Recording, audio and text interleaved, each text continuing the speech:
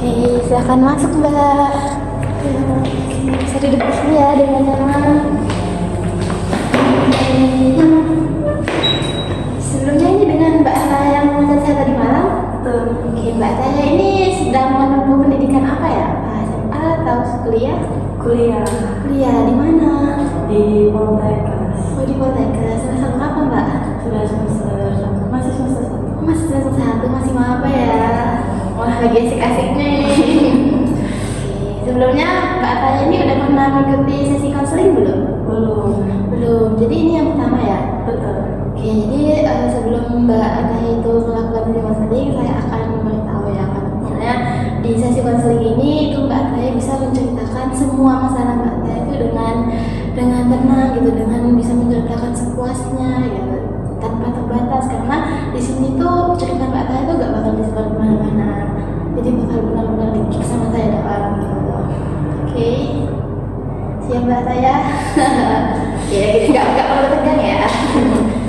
Jadi di sini tuh saya memberi durasi ke konseling kita 20 menit. Apakah Mbak Taya bersedia? Siap. Oke. Jadi setelah ini nggak ada apa-apa ya? Nggak ada apa-apa. Oke. Jadi gimana nih kabarnya Mbak Taya akhir-akhir ini? Ya, so far so good sih. So good. Gak ada yang bikin ganjel gitu? Dikit. Oke. Terus sebelum kesini Mbak Taya kemana? Nggak ada sih, tadi langsung ke sini. Kamu kesini. Berarti nggak ada kelas ya? Nggak ada. Oke, kalau kesibukannya akhir-akhir ini?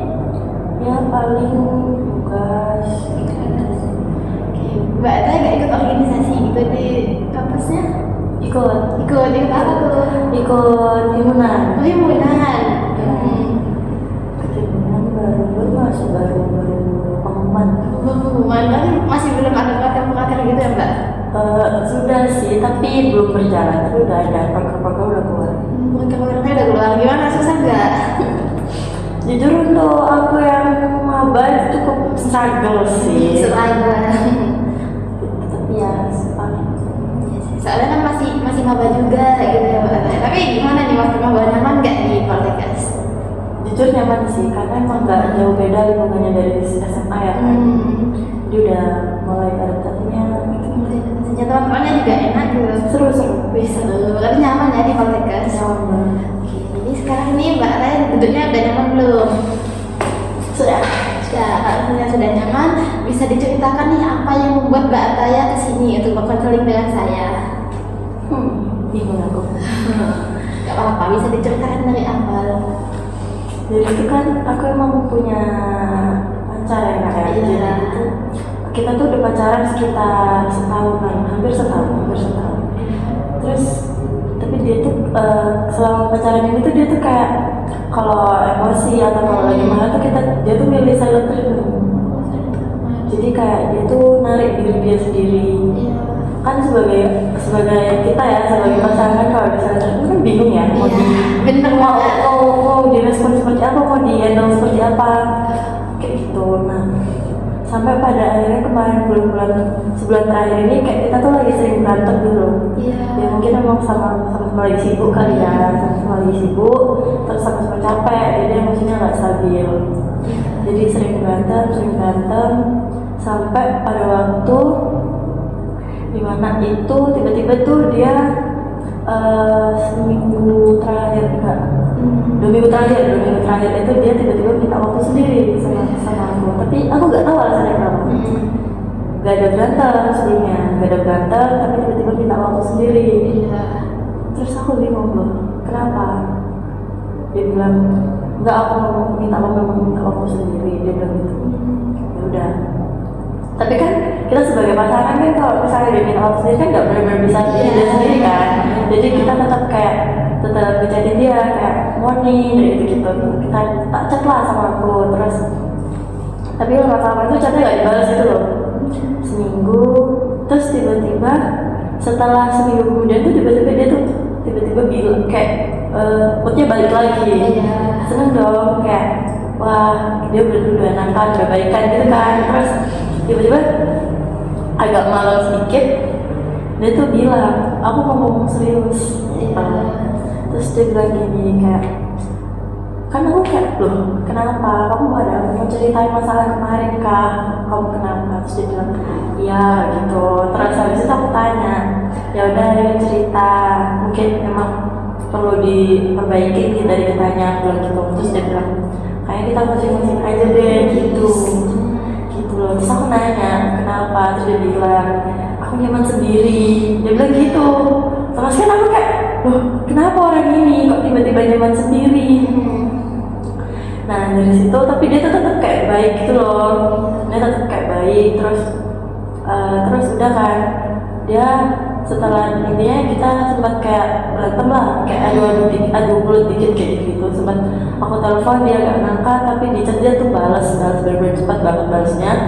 Terus itu kan kejadiannya kan hari Sabtu ya, hari Sabtu. Nah terus hari Minggunya dia tuh ngajak ketemu, hari Minggu tuh ngajak ketemu bilang besok Senin sore aku ke kamu ya, gitu.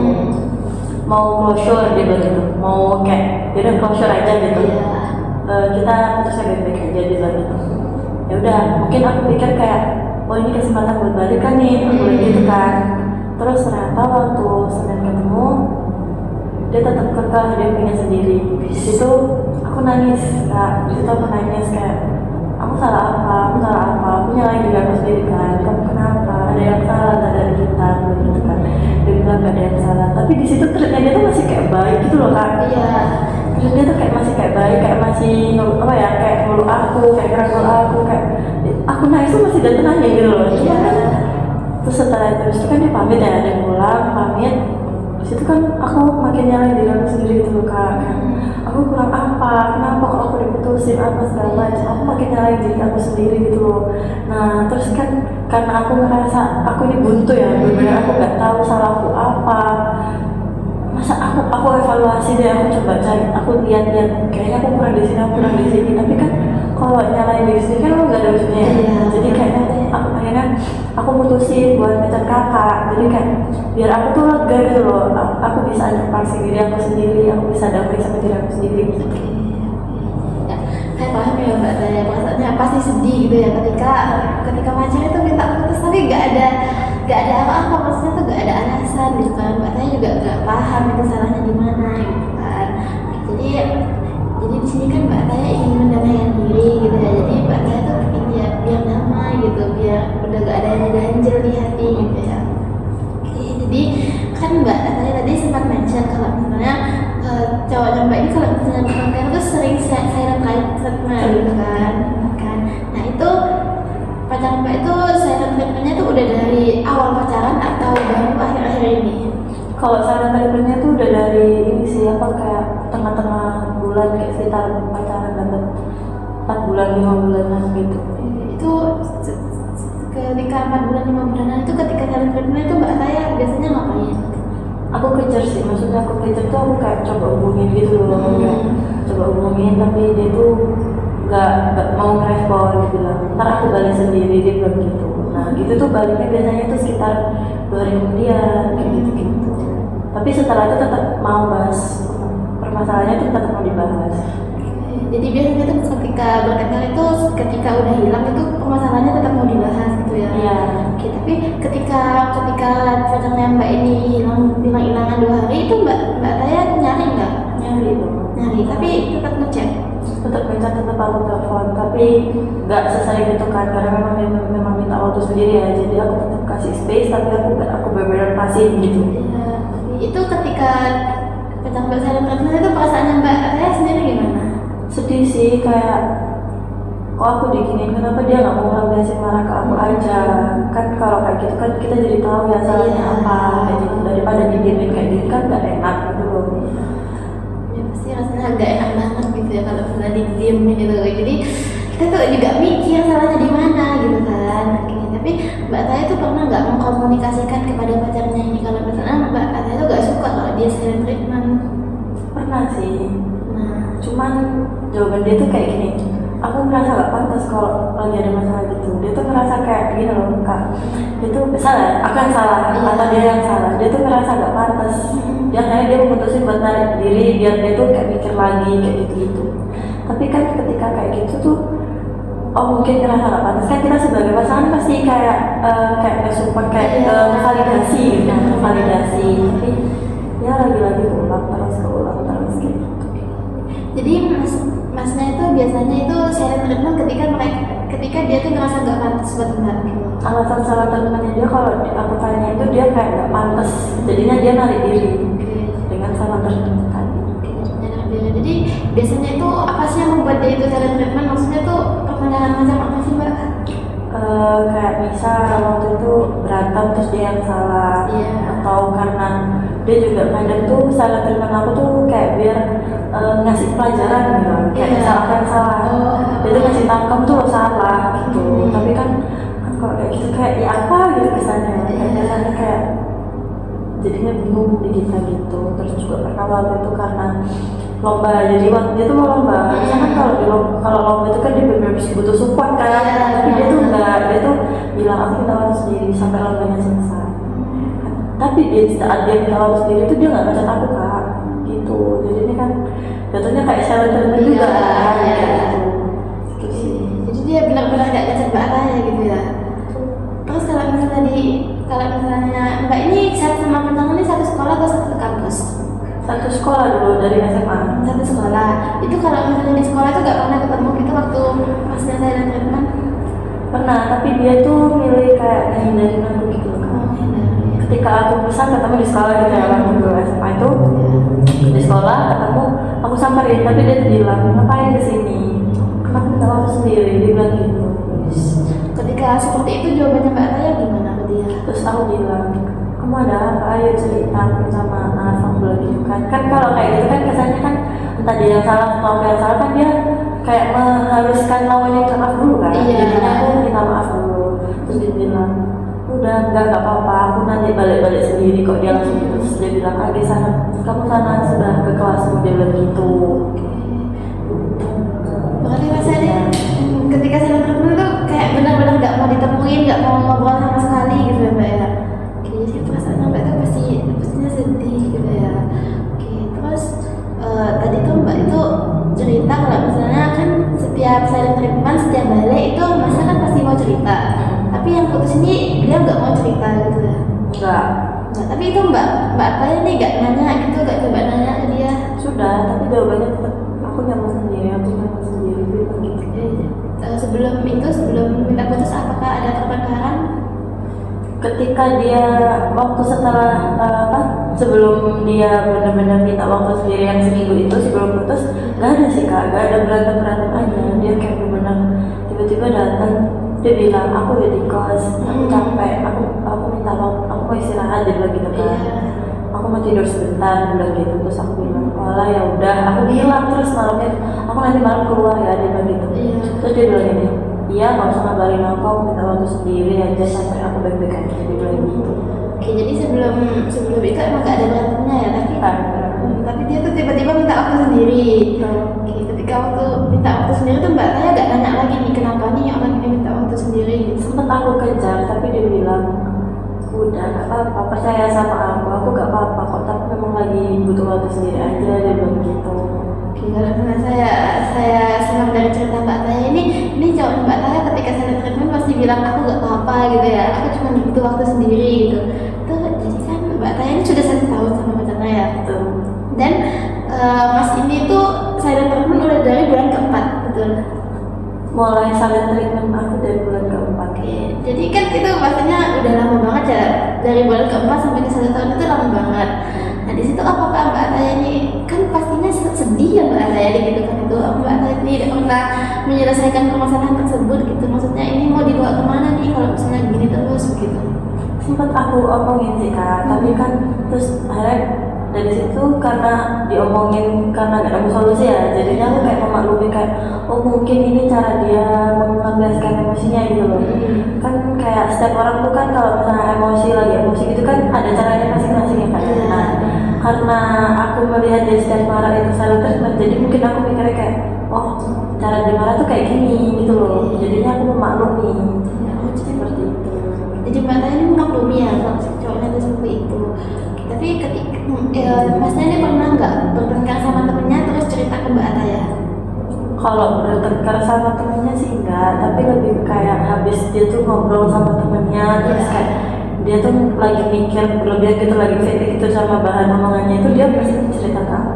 Masih cerita. Terus yang Mbak Taya tahu nih dari ceritanya tuh, kalau misalnya pacarnya Mbak Taya ini sama temennya itu ada konflik, itu apakah juga ditinggal gitu temennya? Enggak sih, dia tuh kalau sama temennya gimana ya, karena mungkin emang dia waktu apa ya sama temennya kali ya, jadi aku gak begitu tahu tentang dia sama teman-temannya sih kak, karena memang emang kita tuh ketemunya tuh gak sesering dia sama temennya gitu loh. Berarti lebih sering sama temennya ya Mas Ali. Tapi Mbak Taya gak keberatan kan kalau misalnya dia itu lebih sering sama temennya? Aku lebih ke kayak yang penting bisa bagi waktu aja sih kak. Yang penting bisa bagi waktu gitu. Oke. Jadi kan setelah banyak permasalahan Mbak Taya ini, ada nggak sih yang ingin banget gitu Mbak Taya sampaikan kepada masnya? Ada sih. Oke, karena ada juga yang mengganjal. Jadi habis itu kita akan menggunakan teknik kursi kosong gitu ya. Nah, jadi di teknik kursi kosong ini nanti Mbak Taya itu bisa mengobrol sebagai Mbak Taya sendiri nih. Mbak Taya sendiri, jadi apa sih yang ingin Mbak Taya katakan ini kepada cowok Mbak Taya itu apa gitu. Jadi Mbak Taya itu bisa menanyakan nih kejelasannya kenapa kok misalnya dia tuh tinggalin Mbak Taya dan bagaimana gitu ya. Pokoknya lampiaskan semua yang Mbak Taya pikirkan gitu. Nanti di kursi yang selanjutnya itu Mbak Taya itu memposisikan diri Mbak Taya itu sebagai pacarnya Mbak Taya.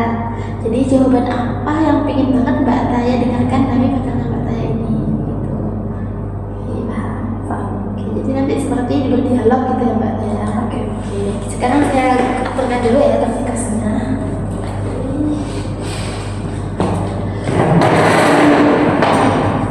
Ini bisa adaptasi. Sebenarnya saya tenangkan dulu kursinya. Ya. Oke, saya duduk kembali.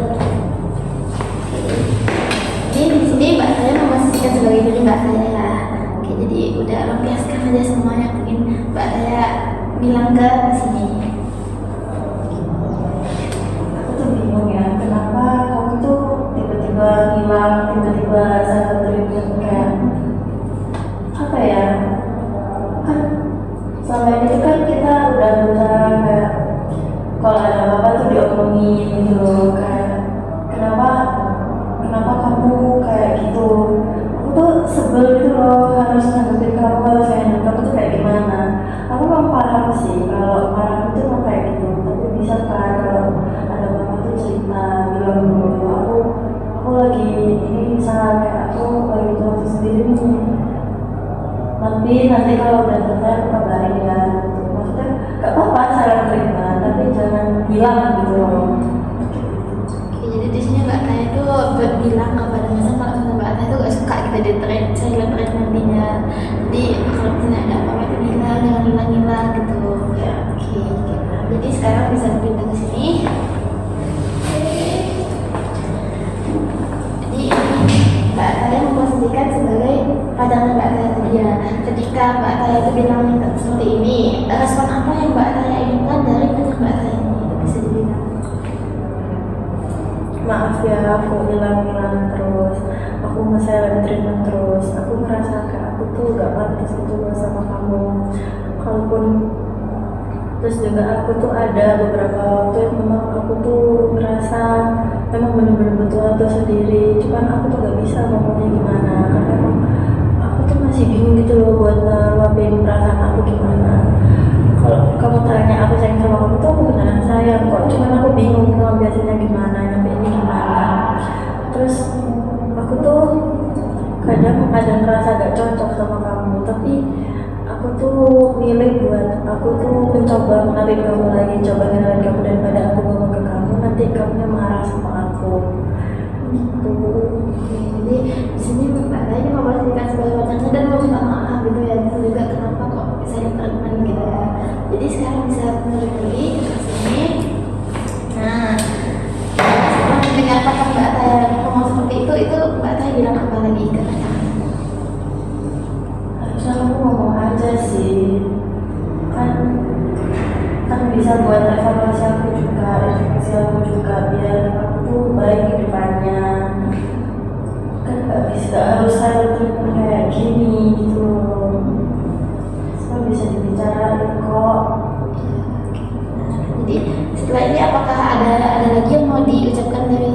POV pacar Mbak Ataya? Nggak ada lagi yang ingin Mbak Ataya dengar. Sudah, oke, sudah cukup ya. Jadi bisa kembali lagi jadi ke posisi tadi. Silakan kembali. Jadi gimana nih Mbak Ataya perasaannya setelah melakukan sesi kursi kosong tadi? Jujur lebih lega sih kak. Lebih lega. Kenapa lebih lega? Karena kayak apa ya, jawaban dia tuh kayak sesuai sama ekspektasi kita gitu loh. Terus memang dari dulu tuh, dari awal tuh memang aku tuh pengen dengerin kata maaf gitu aja sih. Oke, jadi Mbak Ataya itu lega karena emang jawabannya itu sesuai dengan yang Mbak Ataya inginkan ya. Terus tadi Mbak Ataya itu sempat bilang kalau misalnya ingin dengar kata maaf. Berarti selama ini pacar Mbak Ataya itu ketika hilang-hilangan nggak pernah meminta maaf. Minta maaf, tapi kayak aku dulu gitu loh kak yang minta maaf. Aku tuh pengen dia tuh yang inisiatif minta maaf dulu daripada aku yang minta maaf dulu. Gitu. Oke, jadi selama ini tuh selalu Mbak Ataya dulu yang meminta maaf gitu. Iya, dipancing dulu lah masalahnya gitu. Oke, jadi pacarnya sama sekali tidak pernah meminta maaf duluan. Minta maaf, tapi kayak minta maafnya tuh dibikin bercanda gitu loh. Iya. Aku tuh benernya minta maaf tuh kayak maaf ya, aku minta maaf ya, di pengennya tuh kayak gitu. Nah soalnya tuh dia bilang tuh kayak aku bercanda kok, maaf dia bilang gitu, bercandanya tuh dia sampai kayak gitu. Jadi kita sering bilang sambil bercanda gitu ya, bilang Iya. bercanda. Jadi kesannya kita tuh ngerasa seperti disepelekan gitu ya Mbak. Betul. Pasti sedih banget itu. Jadi kan tadi Mbak Ataya itu bilang lega ya setelah melakukan teknik kursi gitu. Nah apakah setelah ini Mbak Ataya itu akan bilang perasaan Mbak Ataya kepada pacar Mbak Ataya ini? Kayaknya enggak deh. Enggak, wah kenapa? Karena mungkin memang pertama aku menghargai dia aja sih. Kan dia yang mau pergi gitu ya kayak ngapain aku harus tahan karena perasaan aku. Terus juga emang aku rasa dia udah gak bakal noleh aku sih kak gitu. Jadi mau disampaikan pun cat aku gak bakal baca. Jadi percuma buang energi. Oke, jadi Mbak Ataya ini merasa kalau misalnya Mbak Ataya itu nanya itu bakal buang-buang energi gitu ya. Jadi kan emang di sini Mbak Ataya tuh pingin damai aja gitu kan, nggak pingin juga mau balikan sama Mas ini gitu. Oke, jadi setelah melakukan teknik tadi, apakah Mbak Ataya sudah lebih enak, apa sudah lebih damai? Dan sih udah ibaratnya udah emosiku udah validasi lah. Jadi emosinya sudah tervalidasi, sudah tersalurkan gitu ya. Oke, jadi apakah tujuan konselingnya Mbak Ataya ini sudah tercukupi, sudah terpenuhi? Sudah sih. Sudah. Oke, sudah lega semuanya. Sudah. Oke, jadi apa nih yang bisa Mbak Ataya dapat dari pelajaran sesi konseling hari ini? Itu tuh gitu kayak mencoba mencari tahu itu loh kak, benar-benar diteliti lagi. Kan salah itu kan nggak harus dari cowoknya aja kan, cowoknya itu ada salahnya juga. Nah itu benar-benar harus dilihat lagi, kayak kita tarik waktu dulu gitu loh, dilihat, benar-benar diingat lagi itu loh kak, biar kita kejadiannya tuh gimana, biar kita tuh tahu apa halnya, apa yang harus dibenerin kayak gitu. Jadi dari sini tuh Mbak Ataya bisa belajar banyak gitu ya, bisa belajar apa yang harus dibenerin gitu, terus juga salahnya tuh di mana gitu, bisa introspeksi diri gitu ya. Oke, jadi apakah sekarang tujuan Mbak Ataya sudah terpenuhi? Sudah. Dan apa ada lagi yang mau diceritakan yang masih mengganjal? Sudah sih, itu aja cukup. Sudah, itu aja cukup. Sekarang perasaannya bagaimana Mbak Ataya? Udah sedikit lebih damai, tenang. Oke, dan lebih damai, tenang gitu ya. Jadi karena Mbak Ataya itu juga sudah menemukan tujuannya, dan saat sudah memiliki tujuannya juga sudah gak ada yang diceritakan. Jadi sesi konseling kita pada hari ini bisa dicukupkan ya Mbak Ataya. Sebelum menit juga. Terus juga apakah nanti ini Mbak Ataya bersedia kalau misalnya mau berkonseling dengan saya lagi? Bersedia. Oke, jadi minggu depan kita akan berkonseling lagi. Mbak Ataya kesana kapan? Kayaknya weekend aja. Weekend aja ya. Oke, jadi minggu depan weekend di jam yang sama kita akan lakukan konseling lagi. Jadi Mbak Ataya di situ bisa menceritakan progres perasaan Mbak Ataya gitu ya, apakah lebih baik setelah melakukan konseling ini. Gitu. Juga kalau misalnya ada yang mau dibicarakan lagi bisa dibicarakan pada minggu depan ya Mbak Ataya. Oke, karena konseling kita sudah selesai. Oke, jadi Mbak Ataya bisa undur diri. Terima kasih banyak. Terima kasih ya kak.